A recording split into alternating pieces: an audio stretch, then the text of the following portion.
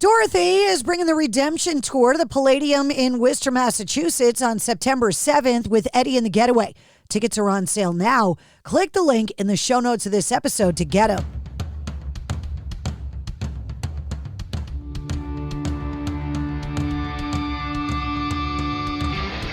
This is the Mistress Carrie Situation Report for August 20th, 2025. Rob Halford from Judas Priest has recalled the heartbreaking moment when he found out that Ozzy Osbourne had passed away. In a recent interview, Rob Halford said, "Oh man, I got the call about Ozzy's death when it happened. I just put the phone down in my hotel room. I think I was in Leeds in England, and I just curled up in a ball and bawled my eyes out for hours. I just couldn't believe it. I still can't believe it now. I'm still grieving like so many other people."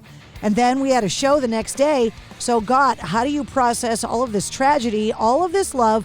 Because I've never seen such an outpouring of love. And we did the show and we came to the song that we'll be playing when we come and see you guys. It's called Giants in the Sky from the Invincible Shield album. And that song talks about people that we love in music that have moved on to a beautiful place.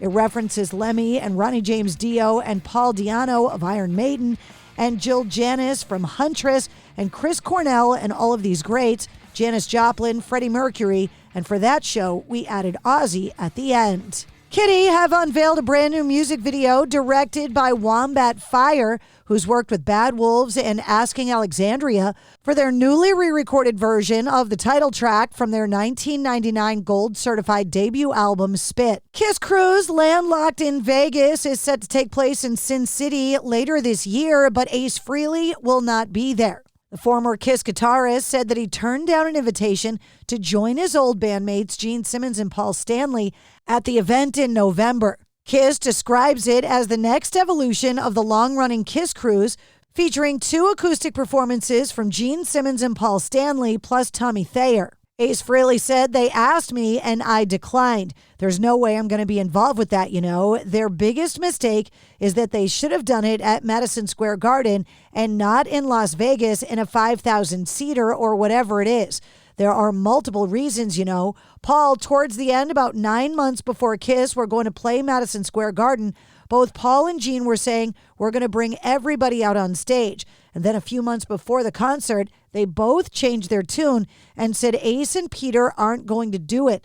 In fact, Paul went on to say, if Ace and Peter got on stage with us, the band could be called Piss. So I kind of got into an argument with him. He also said, I'm the kind of guy that says never say never. I don't hate Paul and Gene, you know. We're rock and roll brothers, so Peter too, so anything can happen. The original members of Kiss were just notified that they're receiving the Kennedy Center honor later this year. On Dimebag Darrell's birthday today, Super 7 announced they're releasing a reaction figure later this month.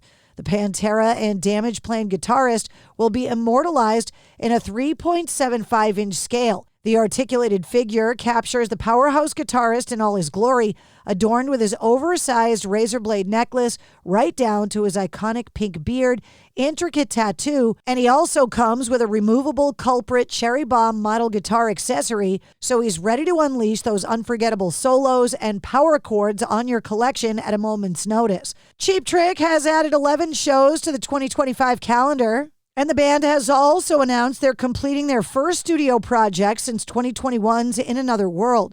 Robin Zander told the Tampa Bay Music News that the album is tentatively titled All Washed Up. Bon Jovi's 1986 hit Livin' on a Prayer has officially surpassed 2 billion streams on Spotify.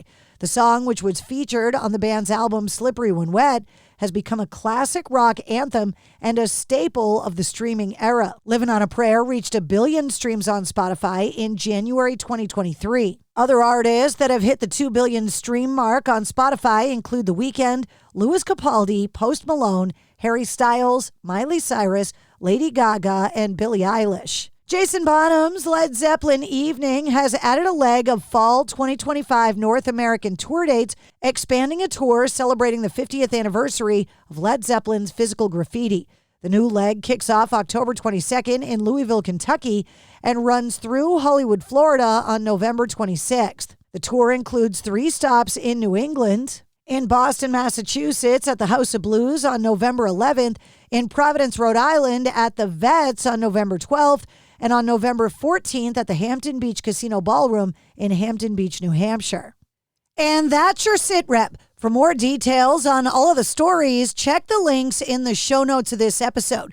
And don't forget to like, share, follow, comment, and subscribe to the Mistress Carrie Podcast. New full-length episodes come out every Wednesday. Episode 272, featuring Rain Maida from Our Lady Peace, is available now.